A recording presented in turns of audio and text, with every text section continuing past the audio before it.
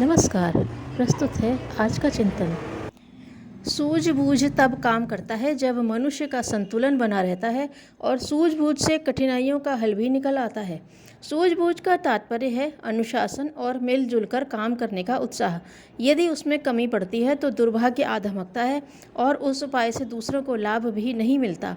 दुर्भिक्ष से पीड़ित एक परिवार गांव छोड़कर किसी सुभिक्ष वाले स्थान में जाने के लिए निकल पड़ा।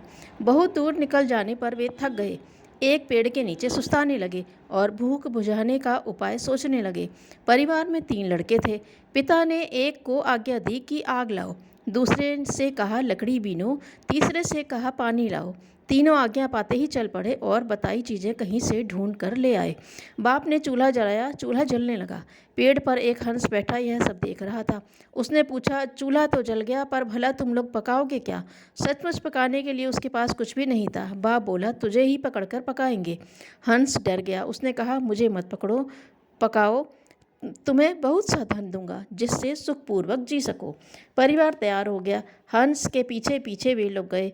पक्षी ने एक स्थान बताया और कहा, यहाँ खोदो, बहुत धन है। खोदा तो भारी स्वर्ण भंडार निकला। उसे लेकर वह परिवार अपने गांव लौटा और सुखपूर्वक रहने लगा। इतना धन अकस्मात कैसे मिला, कहाँ से मिला? प्रश्न पड़ोसवासियों के मन में उठा।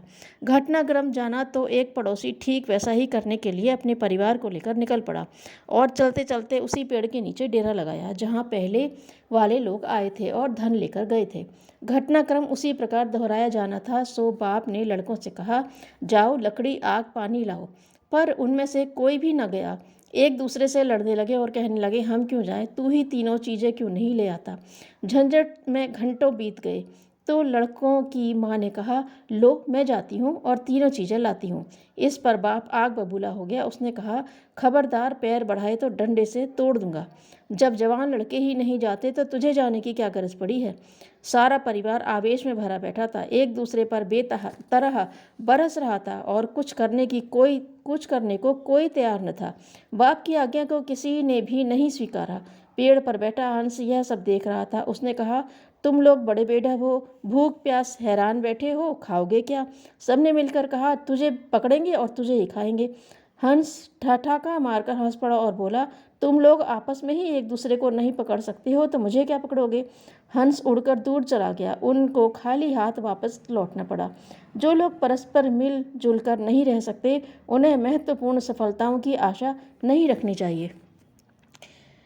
डरना केवल 2 से चाहिए, एक ईश्वर के न्याय से और दूसरे पाप अत्याचार से।